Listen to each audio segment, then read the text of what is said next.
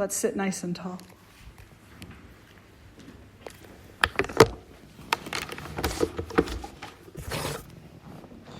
And we'll just take a few moments to settle in. A few moments to connect with the breath.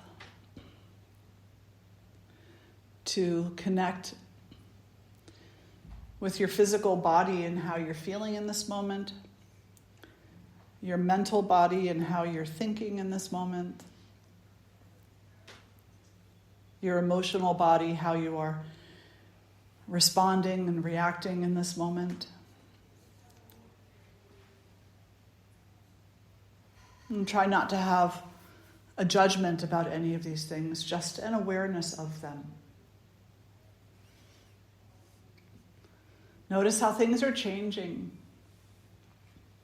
Sensations arrive and fade away. Thoughts come and go.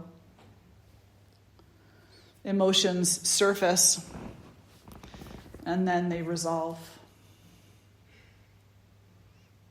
only to surface again in another moment.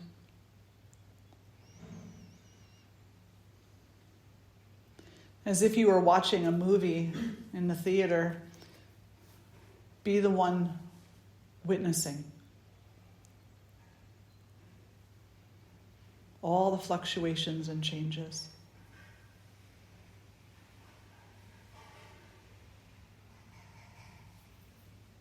And be the one undisturbed by them. Unaffected and undistracted.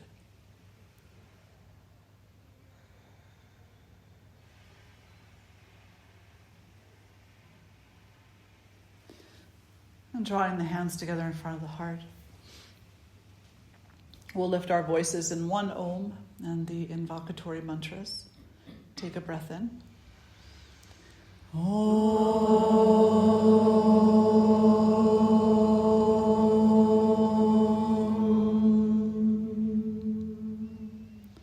Shri Guru Bhyo Namaha Hari Om Ganana Antva Ganapati Gom Hava Mahe Kavin Kavinam Upamashravastamam Jeshtarajam Brahmanan Brahmanaspata Anashrinvanuti Bhisida Sadhanam Mahaganapataye Namaha Prano Devi Saraswati Vajebhir Vajinivati Dhinama Vitriyavatu Ano Divo Brahataf Parvata Da Saraswati Ajata Kantu Yagnyam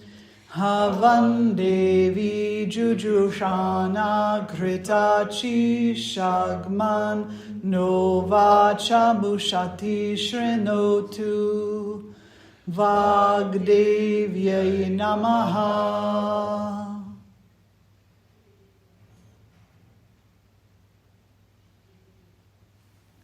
And gently releasing the hands down and fluttering the eyes open.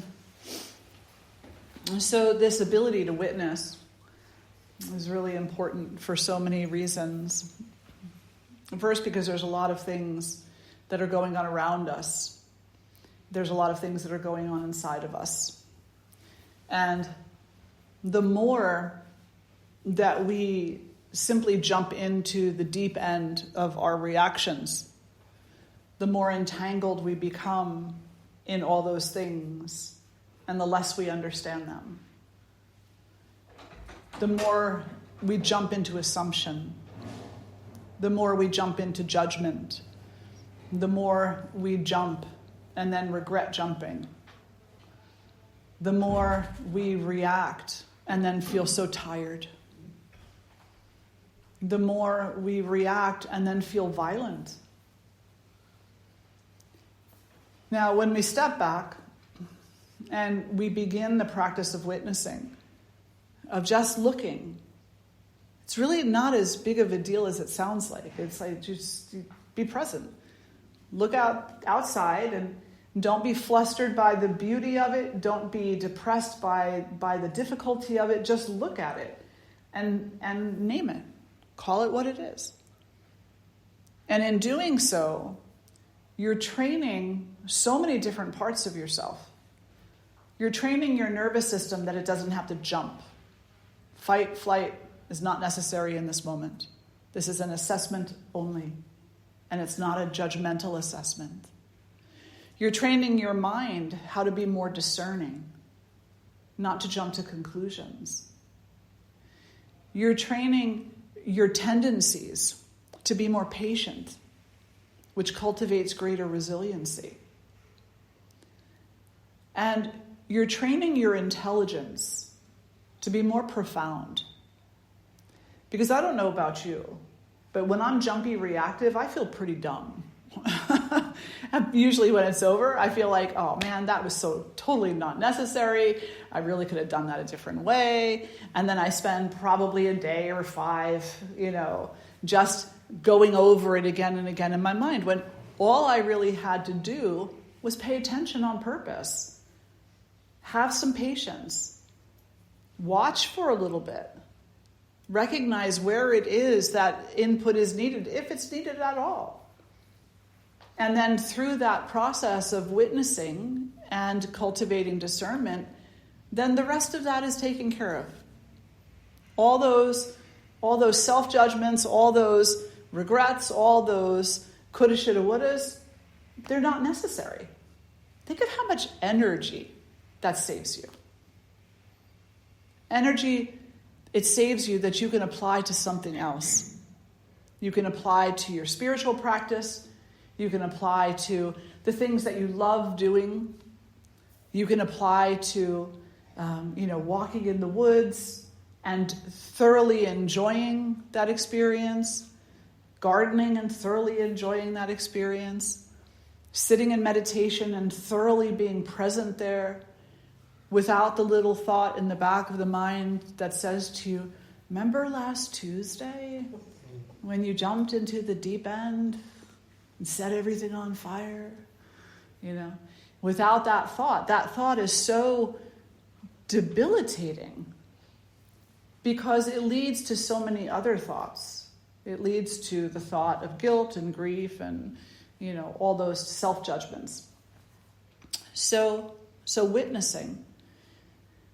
There's a key that goes along with witnessing. And the witness is called the Sakshi. S-A-S-K-I, Sakshi. S-A-K-S-I. Yeah, that's it. S-A-K-S-I. Sakshi. That's the witness, the one who sees, the one who pays attention on purpose, and is peaceful while paying attention. That's key. Key number 1, peaceful while paying attention. So it's not storming into the room and saying, I see what's going on here. That right there, you're blind. The moment that you start yelling at people that you see what's going on is the moment that you're actually blind. Because that's a reaction. And our reactions blind us. So you walk in the room and you look without opening the mouth, without letting the mind jump to conclusions. You wait, have faith in the waiting. So faith is another key. But what if I do need to jump into action? As you train yourself in the process of witnessing, it will become clearer and clearer and clearer that 99.9% of the time you need to do nothing. And that idea, but what if I do need to do something, is a fear that does not often manifest itself. So if you let's just say you take a year, 365 days, however many hours that is, and about 95% of that time you're reacting to something, jumping into something, walking into the room. I see what's going on in here.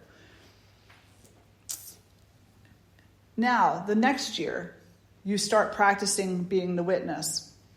And instead of 95% of the time being in that reactive mode, you cut it down to say, we'll be really generous, 40% of the time. So now 40% of the time you're in reaction mode. And you've saved yourself that other 55%. In doing so, you hone your skill at being able to see clearly. Your vision is no longer as obscured by anger, impatience, and similar attributes as it used to be. As we are conserving energy, we are also cultivating clarity. Clarity in what? Situation. You do start to see. You start to see much more clearly. Year 3, now you become the master at witnessing, and you spend 5% of your year reacting, and the other 95% of the year in the witness mode. And you recognize that there's very little that you will need to jump into, if anything at all, ultimately. But there's very little.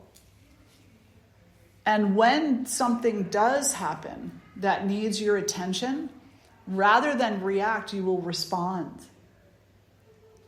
And rather than reacting from a place of absolute fatigue and overwhelm and tiredness, you will respond with clarity. You will know what needs to be done, who needs to be supported, how intense that needs to be, and when enough has been done. Wouldn't it be lovely to be an energetic problem solver? Someone who actually has the energy to solve. How many of you have a lot of energy, extra energy right now? How many of you are tired? How many of you are chronically tired? Everybody's hand should be up in this room. It's a chronic thing in this country. Right? Exactly. They say, tiredness in the United States is like at the top of the mental health crisis. It's like everybody is so utterly fatigued that they're not really able to make good choices, ideal choices. Because when we're tired, those signs along the roadway that say tiredness kills? They're not saying that for nothing. It's the truth. Tiredness takes away our ability to act clearly, to think clearly, to respond. And so we just do for the sake of doing something, the reaction mode, and it's not often helpful. So the first thing that it does when we come into this witnessing practice, which is a very sacred practice, kind of the first practical thing it does is it allows us to rest. This was actually supposed to be a talk on change. But hey, it changed. Yeah, totally, it changed, right?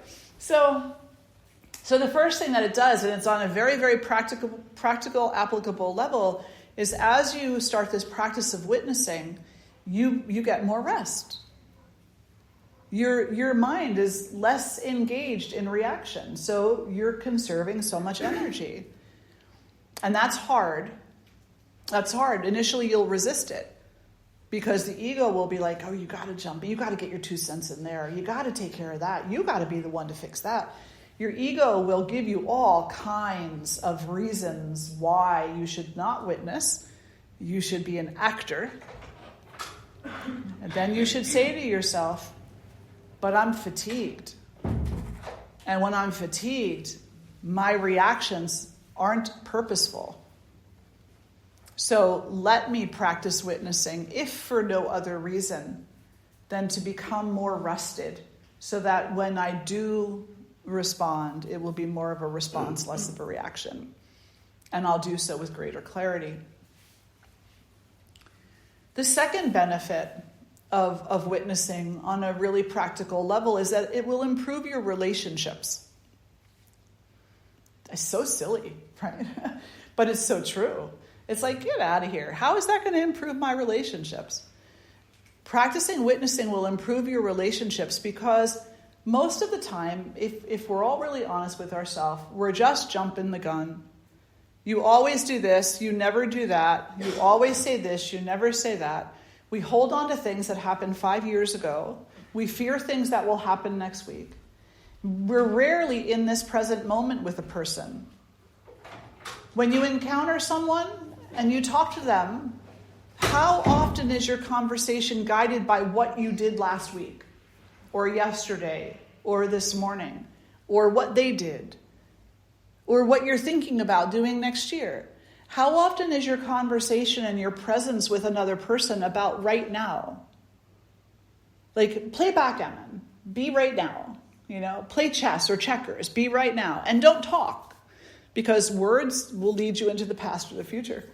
So do something like that where you're both engaged together, just as a test, without talking about the past or the future. And see, like, your ego is going to flip out on you. It's going to be like, what about? You got to tell him. You got to tell him you ran the marathon. You got to tell him you had the fight. You got to tell him that you did this. You got to tell him that you did that. There's going to be such a struggle inside of you to stay in this present moment. But one thing I guarantee you, initially your friend may think it's a little weird, and they may even say to you, like, why aren't you talking? But eventually they'll say, I really love the space you hold for me. It's just so nice to be able to be quiet. Because we really do want to be quiet. We don't want to talk just to fill the space. But we do it because we're afraid of empty space. We're afraid that if we leave space open, that we won't be important anymore. We won't somehow be able to show how special we are. So we fill that space. And special doesn't always have to be a positive either. We can, sometimes want to show other people how especially unspecial we are, right? So we fill that space with insults to ourselves and our own self-doubts and things like that. We verbalize them, we say them out loud to people. Does that make sense?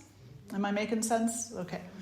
So the second thing that it does is it improves your relationship, because when you practice more silence within your relationship and more witnessing, so the backgammon is, obviously not witnessing, but it's one way to start being silent is by playing a game together.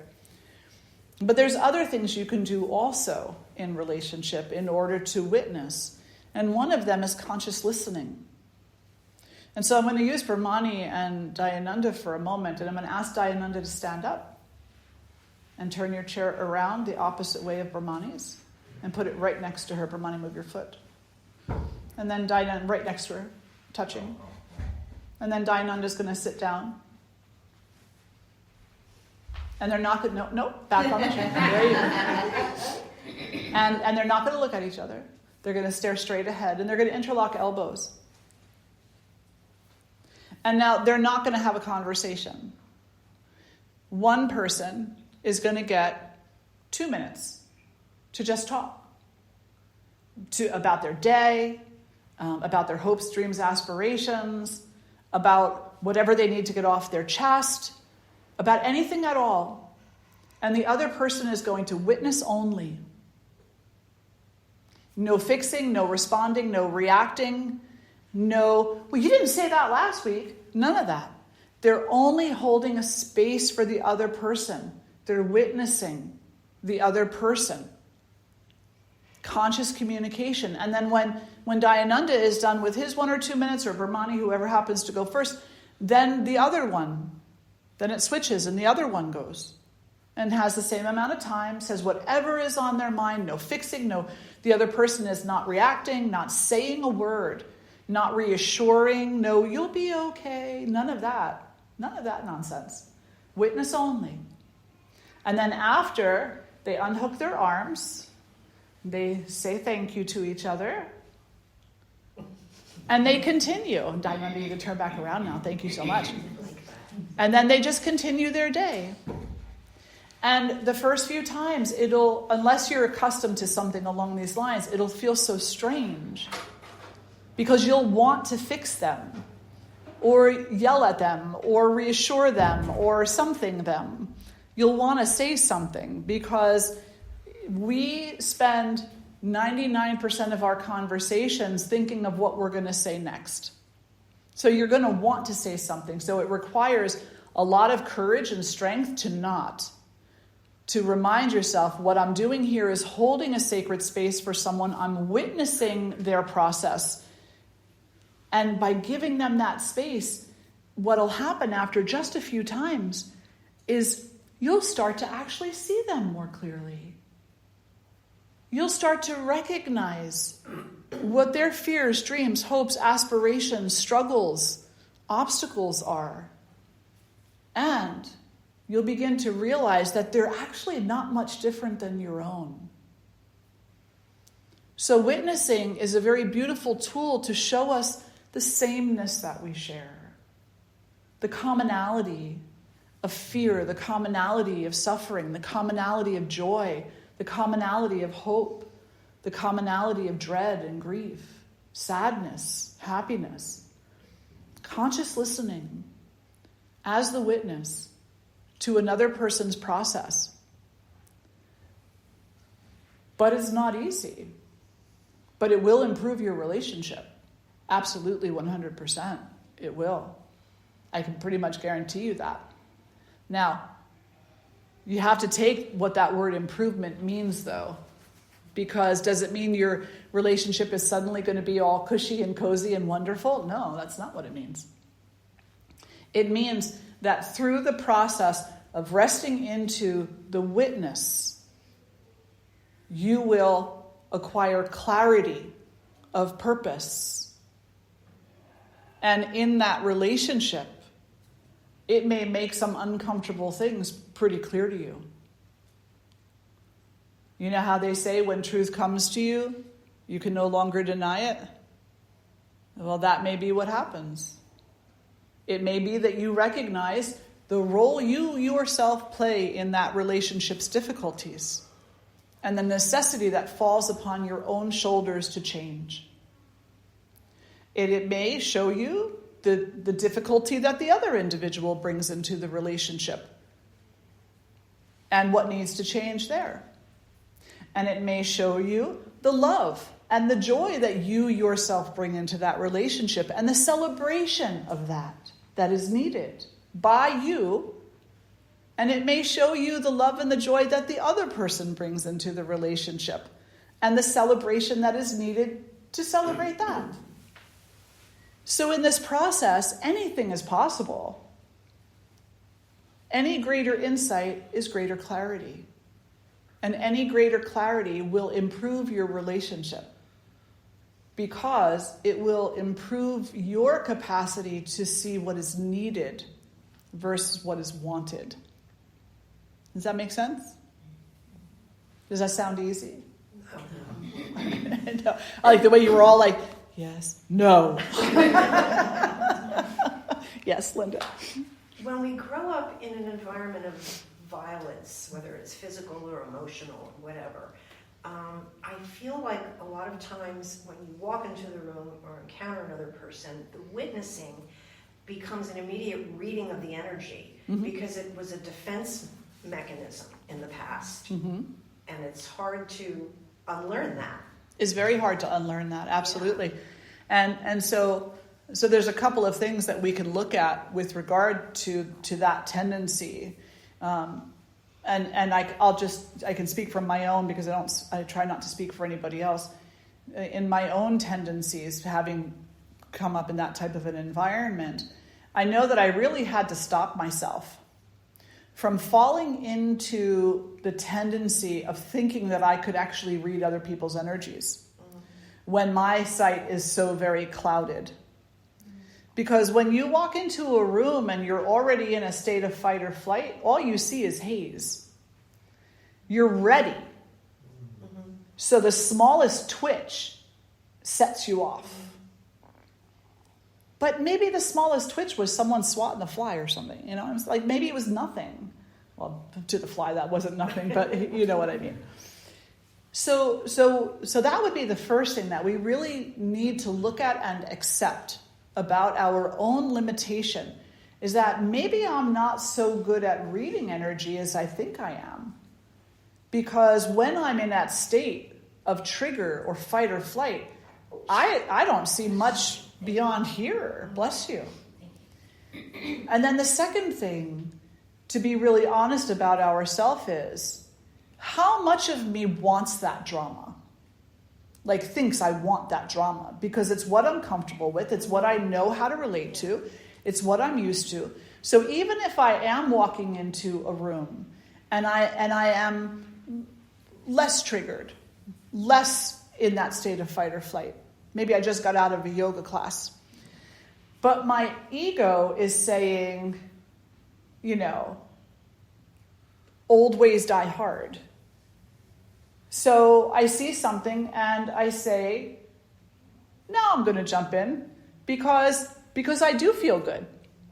I'm going to jump in because I do feel good. And there's a little snarky there, There's a little tendency to just, put a little icing on that cake and to show everybody how wonderful and superior and strong and whatever it is, Have you ever done that? Anybody in here ever not done that? Okay. Everybody who's done that, raise your hands. Both hands. Right? So those are two things that we have to be really honest with ourselves about. And then the willingness to seek support. The willingness to seek support and to say, this is not the way I want to guide my relationships in this life. I don't wish to be superior. I don't wish to be inferior. I don't wish to be cloudy and hazy. I don't wish for those things to guide me. So then acquiring the skills in order to have healthy relationships. And you yourself have acquired so many skills in this lifetime. So you know what I'm saying. Many of you who I know have gone through the processes of self-correction, self-responsibility, and your lives have benefited greatly from it. Absolutely. And I, again, speaking for myself, I know that I have, and that my relationships have absolutely benefited greatly from it. I can't even say it's like absent, present to some degree, right? Mm-hmm. Yeah. So believe it or not, the person who's sitting in front of you is not the person that I was 40 years ago. The person I was 40 years ago checked out. Absolutely. Trauma syndrome. Checked out. We'd be having a conversation like this and I'd be somewhere else. Yeah. It's very intense. So how could I know anything that's going on in that condition? You can't. Mm-hmm. So being able and willing to seek out the help, so very important also. Yeah. Did you want to say something, Dayananda? Yeah. It might be that we're able to read the energy in a room or read a person's energy. I guess in my own experience, especially even myself, I'm a 6'4" white man. How many times even students have come up to me and been like, "You were so intimidating," and it's just because I'm quiet sometimes, I guess. But yeah, you look at that and you're like, Charles isn't intimidating, right? You had images of me being a goofball and all those things, right? Monkey walking down the hall. But if I'm out in public, people just see a tall white man, and it's right? And that's why it's mind your own business, because that reaction is wholly their own. It's because their image of tall men, and rightfully so. There's a lot of not great men out there. But it's so easy to jump to those conclusions. And I myself have been teaching a yoga class, and at the end of it, I can tell someone's really fidgeting, they're having a hard time, but at the end of the class, they're like, wow, that was such an amazing class. And I was like, oh, good, because I was worried that you were having a bad time. And even Krishnadas tells this story of when he used to, early on, they would meet with people and have little sessions, half-hour sessions with them. And he sat down, and this woman came in, and she sat down, and they didn't say anything to each other for 25 minutes. And then eventually he was just like, oh, this is really nice. Thank you so much. We just got to sit in silence, and it was so peaceful. You must be such a peaceful person, he said to her. And she goes, well, no, I've been waiting here, waiting for you to say something this entire time. And I've got all these problems and all this stuff going on. And after that, they didn't do any consultations. But that's just that. It's so easy to have images and our own images, and I do it all the time, and you just remind yourself, like, oh, am I really seeing the truth right now? Let me just be the witness and see what I think I'm seeing and understand that's part of me, and then try and be open to whatever's unfolding. Absolutely. And that's actually part of nonviolent communication, is being able to be the witness within the conversation and recognize the difference between your needs and wants, the needs and wants of the other person, and the quality of the words that you're using to express yourself. So if there is anybody who's interested in nonviolent communication, Dayananda is leading a multi-part program in that, which you can come and go from the different sessions the last Sunday of each month. And it's From Conflict to Communication, wonderful title by Brahmani. From Conflict to Kindness. From Conflict to Kindness, that's what it was. Conflict to Kindness, really wonderful title. But again, that process is part of the witnessing process. The ability, right? So you talk, we all want superpowers, right? We all go watch Marvel and we're like, oh, I want those superpowers. Well, here's your superpower. Learn to keep your mouth closed. Right? That's a superpower. Close thy mouth and open thy eyes. And open the eyes through the heart, not through the ego. And that is a superpower. People will flock to you because they'll be like, superpower person, how do I do that? And the relationships that you have in your life will absolutely benefit. So much so. So much so. And your clarity walking through life will also increase.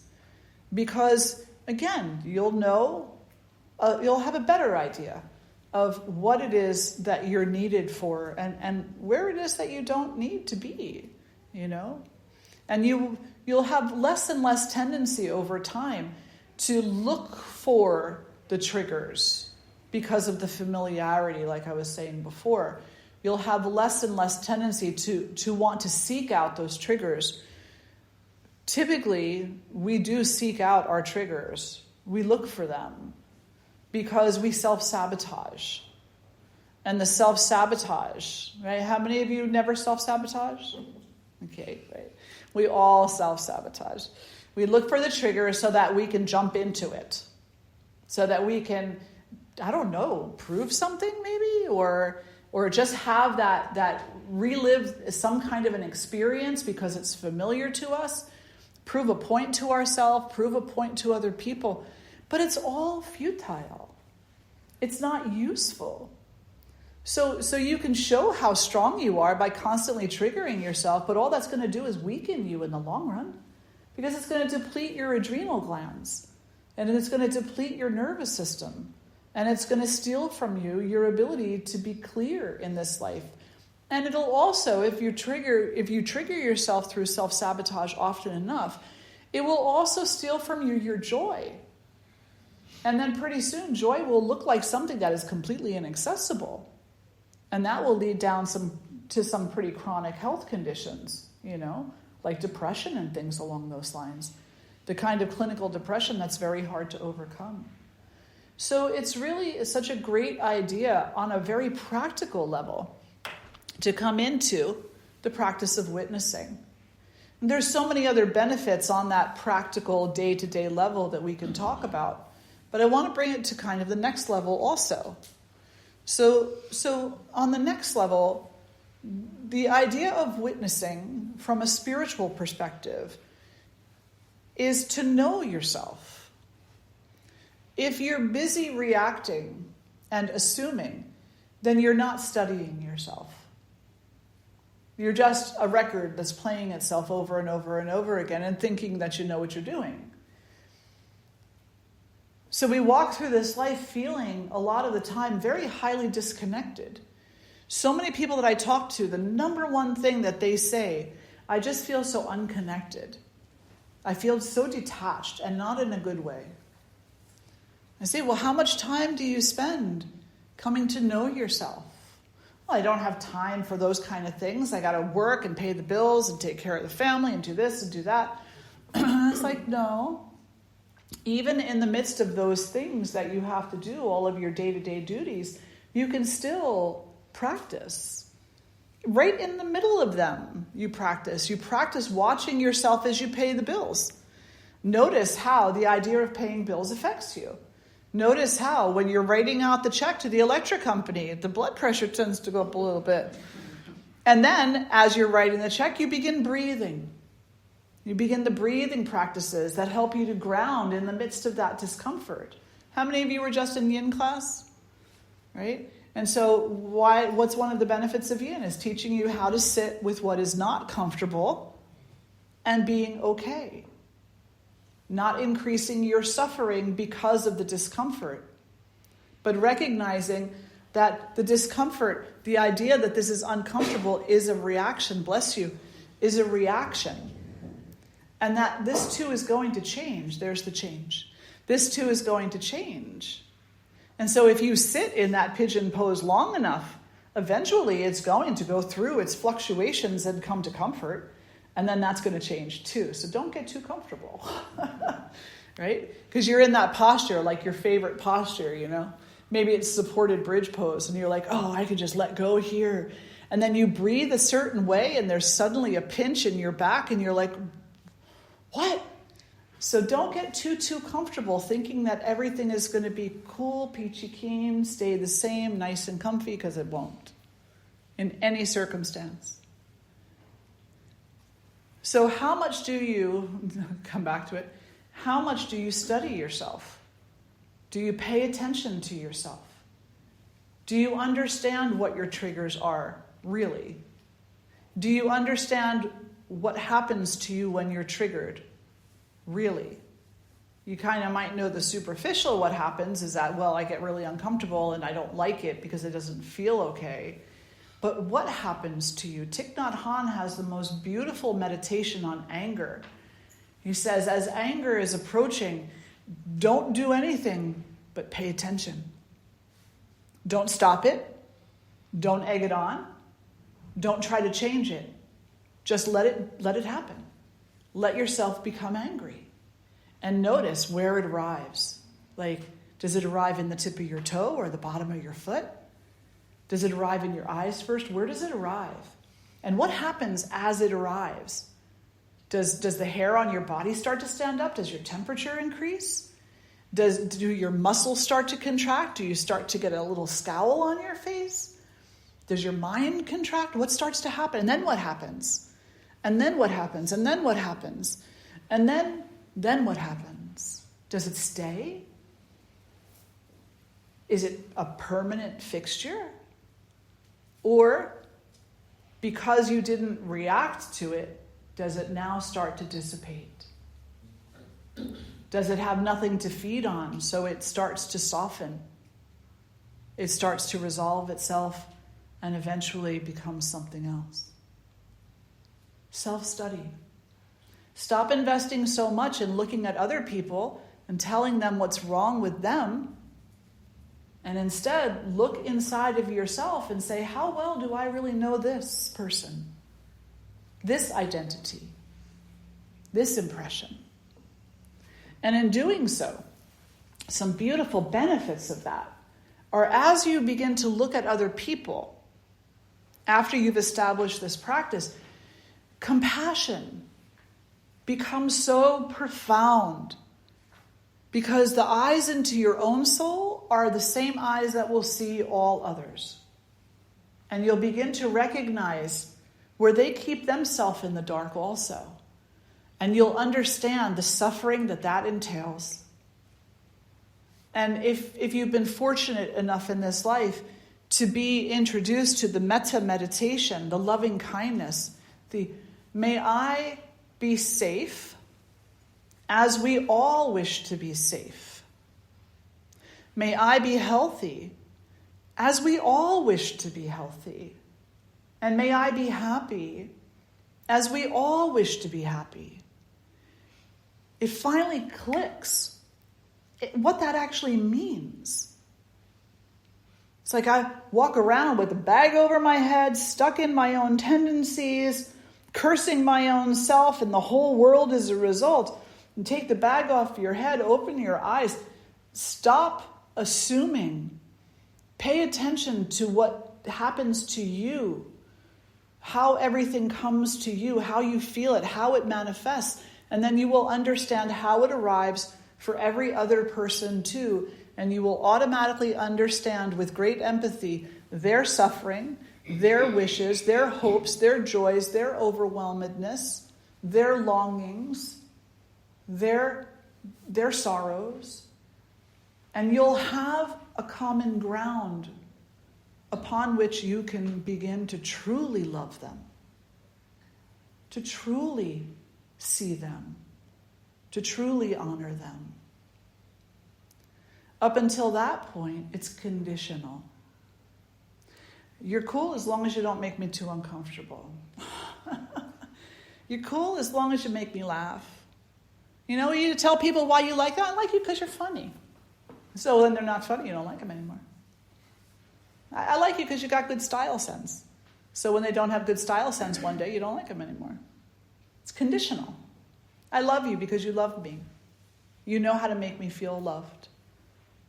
That's conditional. So what? You don't love them anymore when they don't make you feel loved.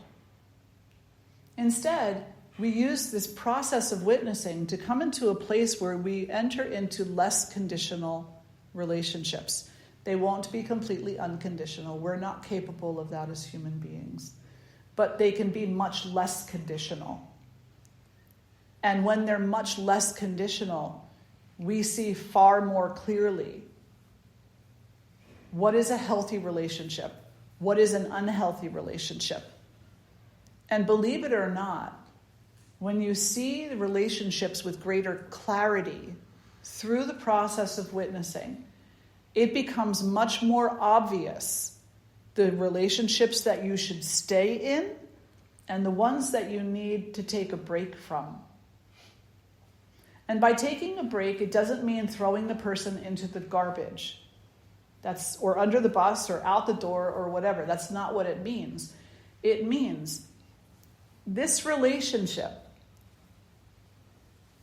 is not uplifting either of us. It's hurting both of us because it's giving us a field in which we can practice our tendencies. Not just your tendencies to piss me off, but my tendencies too. My tendency is to piss you off. My tendency is to play the victim. My tendencies to allow your horrible behavior. My tendencies to make excuses for you. My tendencies to make excuses for me. My tendencies. It's a two-way street. Witnessing allows us to see that and to recognize and to say, this is not appropriate behavior. It has to change. If it doesn't change, then this relationship will have to change. Because it's not serving either of us. And sometimes leaving is actually the greatest medicine. Hard to accept as that is. Does that make sense? Yeah. So this practice of witnessing, it's just kind of talked about in a little bit of a fluttery way in spirituality. It's like, sit still and be the witness. And that's very beautiful, but how many of you can actually do that? Because you've actually actively looked at all these other things that we're talking about today. You just have some romantic idea, perhaps. I know that I used to have a romantic idea of what the witness actually was, and I was like, I have no idea what the hell they're talking about, but okay. Because I was still in my numbness, I was in my numbness. And I used to go to my yoga class, and I would sit there, and this teacher, beautiful teacher, and she would always just say, so let's just take a few moments. We're going to sit, close the eyes, and be the witness. And she would always give this example. She would say, be the one who sees behind the eyes that see. And I'm very poetical, and I have always been, and I love creative, poetical, expression. But in that moment, I'd always be like, what? Be the one who sees the what, where? What are you talking about? And I would go to her after class because we were friends. I'd go to her after class and I'd be like, I got to be honest with you. That's like, yeah. And she would be honest with me too because we were friends. And she would say, yeah, I'm still working on it too. I have no idea. And I'm like, why do you tell us that then? If you haven't done it, why do you say it to us? And she said, well, because every once in a while there's like this little inkling, like, I think I know what it means. She says, but then it's gone again. It's gone with the numbness. It's gone with the distraction. It's gone with the reaction, And then one day, I don't know, 3 years later, I'm sitting in her class, and I would think I was 27 at the time. That was a very pivotal time in my life where I went from really kind of heavily existing in my own numb haze and depending upon it, and thinking that was strong, to really allowing so many of the tools that I had received through counseling and through life itself, through surviving, allowing the tools to now come forward. And so that was a really pivotal time, and many, many things happened. But I do very clearly also remember this one class. So I go into the same class. It was a yin class. I love yin. I'm sitting there at the end of class, and she says the same thing she always says. And I'm sitting there, and she says, now, practice being the witness. Be the one who sees behind the eyes that are seeing. And I opened my eyes, and I went, damn it! That's what it means. And she looked at me, and she starts cracking up in the class, and we knew everybody. The class starts cracking up, and I'm like crying because it was such an epiphany. There really is something seeing behind the eyes. I'm not going to cry now, There really is something that sees behind the eyes that see. And we don't often, if ever, actually come into the strength of what that means. And that was such a pivotal moment for me, because then I sought that out, because it was like my hairs are standing on end head to toe right now. It was such a powerful experience to recognize that there's this whole realm to myself. Now, I do have to kind of moderate that by saying I always knew that there was this other realm to myself, but just like you have always known. But I was so preoccupied in the haze of this life, the haziness, the numbness, the overstimulation, that I ended up ignoring her. But that moment was a very clear message, which I thank the mother for, and I thank the father for, and I thank divinity for. It was a clear message: stop fooling around. Stop it. You're done now. You've had enough playtime. That's over. It's time. It's time. It's time to be as strong as you claim to be as clear as you wish to be on the very inside of yourself, the very depth of your heart, to be healed. It's time. So stop. Now you need to know me. And from that moment forward, and everything that came before that, it's all part of the process. Change, right? It's all part of the process. But from that moment forward, there was a significant shift in my practice. It went from being a practice to kind of channel my anger and my frustration and my self-sabotage, It went from being something that was just trying to channel this energy into something more positive to being a practice that truly connected me to myself. And then beyond that.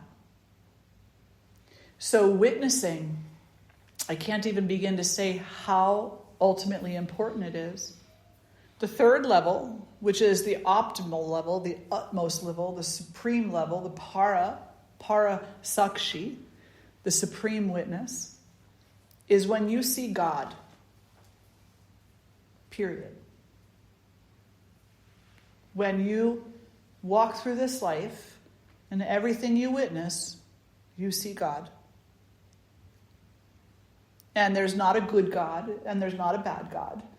And there's not an involved God or, an uninvolved God. There's not a God with qualities. There's not a God who's personalized, who likes you, who doesn't like you, who's punishing you, who's rewarding you. None of that None of that is relevant. It's only God. It's only God. And that level of witnessing, very few have been able to acquire and sustain. We can look at the saints for that. The Mother Amma, Thich Nhat Hanh, although he would deny it, and probably so would she. Maybe she wouldn't. I don't know. She's unique. Yeah. She's by many people thought to be the reincarnation of Kali, the mother, So she has a different relationship with divinity. Not really, just because we perceive our relationship to be so different from hers. It seems so easy for her. It comes easy for her. When can it come easy for me? Well, when you surrender all of your tendencies and become the witness, then it'll be easy for you. But you have to do all this other work to get to that point. Exactly. All right, let me do a time check. Oh, good timing. Questions or reflections at this point? Yes, Tarinima. First, thank you. This is a really beautiful talk today. It's really speaking to me, and I'm feeling that it's speaking to many others here as well. I myself, really seek to be a witness, and some tools that I use that were helpful, and I have a question with that as well on, what are some others, but to help me develop some greater awareness of being in the present moment and being a witness, I practice this, and when I find myself feeling day after day a bit more detached from that, I will come back to these tools. One being if I'm making dinner, well, first of all, just turning off the noise. Like there's no music, and I love to have my chant music on, but even just turning off my chants, there's no TV, and just I'm cutting the zucchini. I'm gonna get the rice out of the cabinet. Like just kind of talking through that to bring myself fully into it. So that's one little thing that I've done that's just helped me to be in the moment now. And it's something that I will call back on. And the other thing that I'll do, instead of maybe making that conscious thought verbal connection, is to do it really slow. Mm-hmm.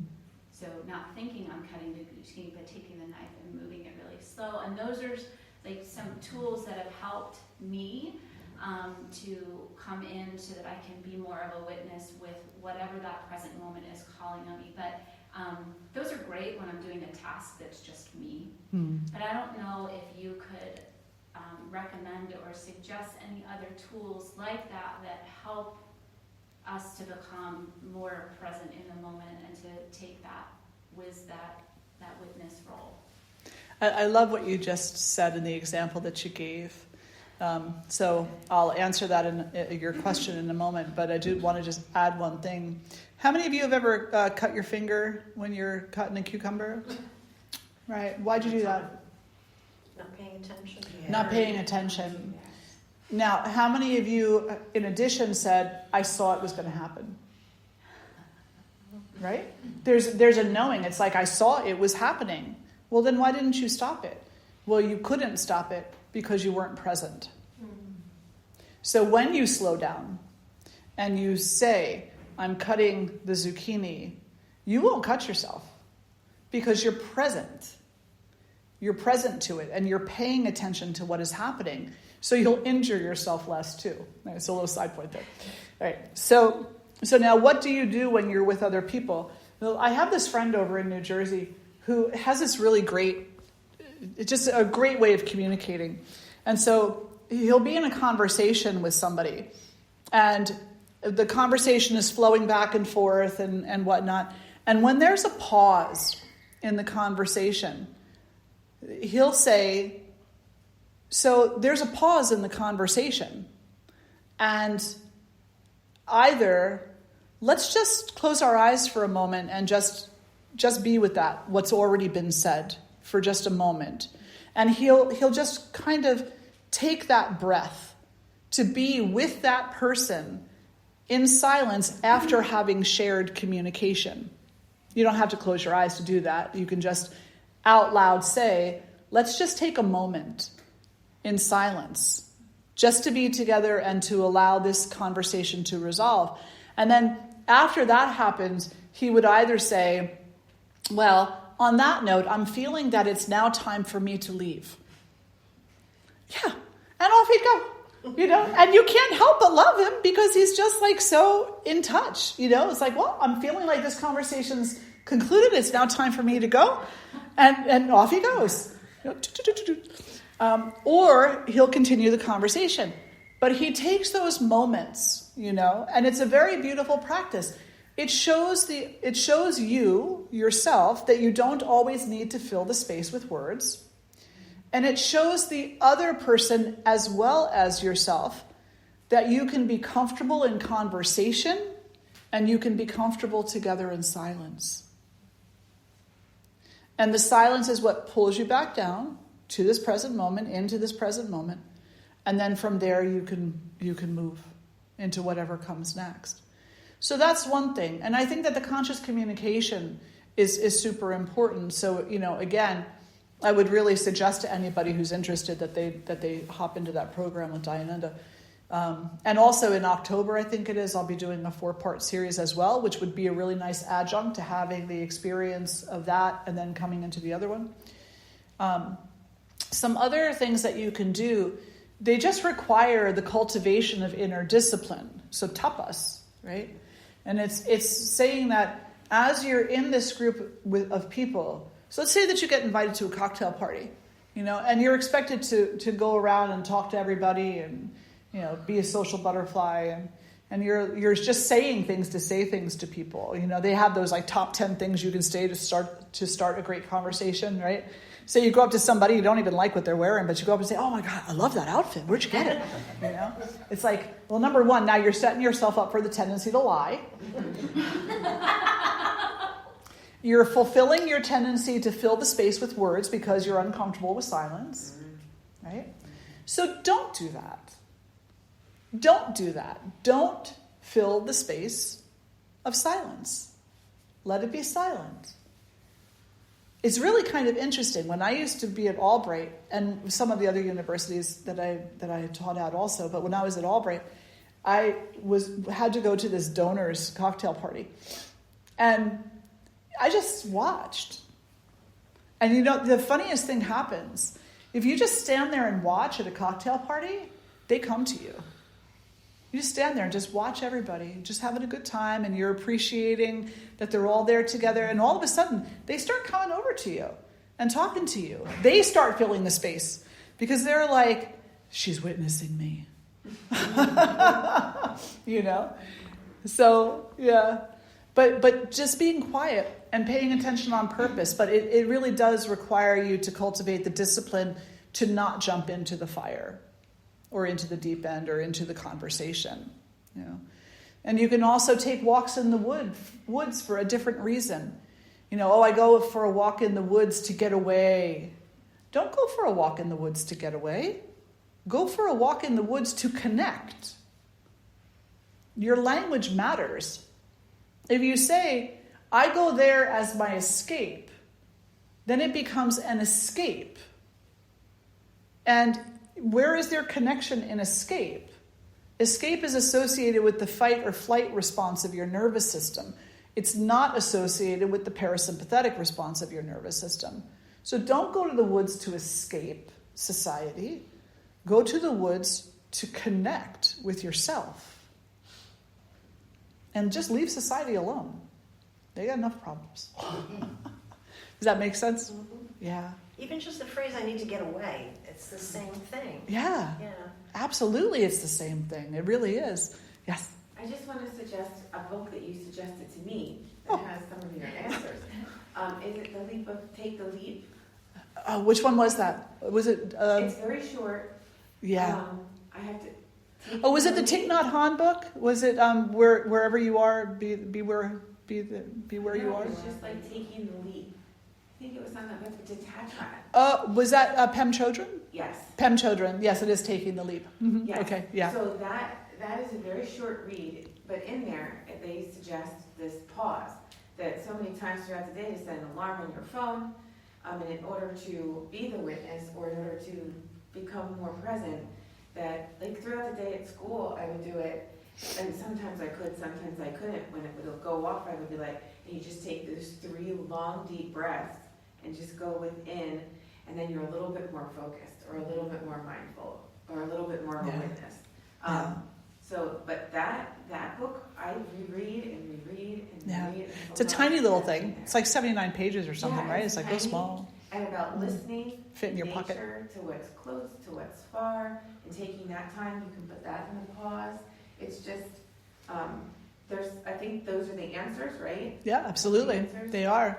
And that breathing practice, I've actually shared a variation of that when I worked in hospitals with the nurses and the doctors and the orderlies and whatnot. I would get them all together for wellness sessions and would say to them, for de-stressing at the top of every hour, unless you're saving a life, you continue with that. But at the top of every hour that you can, stop whatever you're doing and take 3 mindful breaths. And to this day, I still get emails from them that say, do you know that I still do that practice? How much it has changed the way I move through my day. Something as simple as breathing with awareness will change everything for you. Very powerful. Yeah, it's a great little book. Yeah, Taking the Leap. Yeah, yes. Something I just became aware of right now during this class. Thank you for being profound. I had a conversation with my sisters yesterday about growing up in an invalidating environment, and now we're experiencing like gaps in her memory because we weren't present in those moments. Yeah. What a journey, right? What a journey.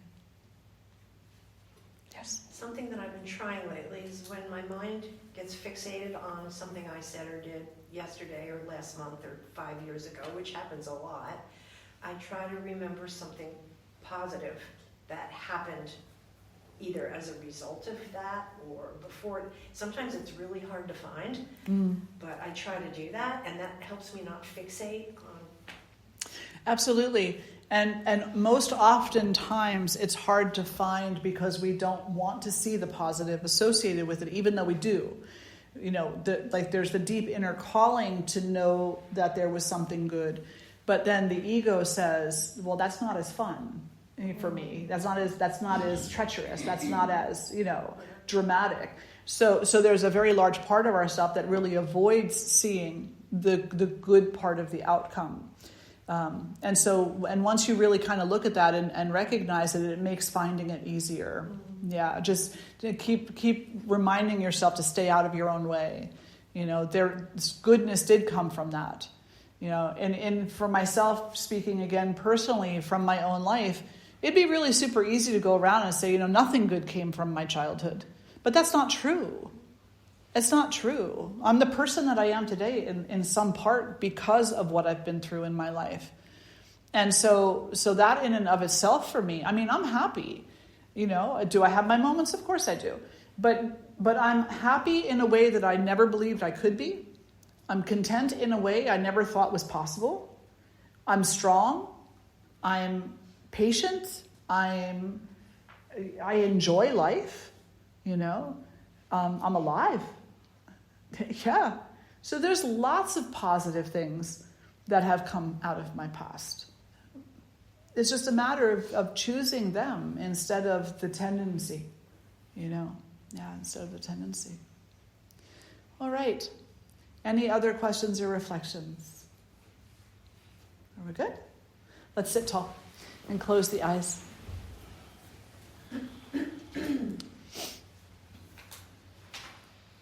Draw the hands together in front of the heart.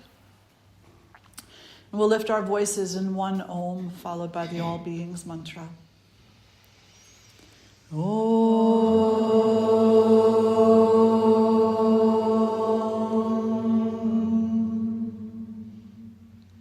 Loka samasta sukhino bhavantu. Loka samasta sukhino bhavantu. Loka samasta sukhino bhavantu. Om Shanti Shanti Shanti. Hari Om Shri Guru Bhyo Namaha. Hari Om. Thank you so much for being here, everyone. So wonderful to sit with each and every one of you and to share this time, this conversation with you. Thank you for your thoughtfulness and for your path in this life that you've chosen to walk, It's so powerful. So many of us, initially we're here for ourselves. We're here to support whatever it is that we ourselves have to heal from. But then eventually we realize we're actually here for the whole of all beings everywhere. Because the more that we attend to what it is that we need to heal, the more the world becomes healed. And the less all others suffer. Have a great rest of your day.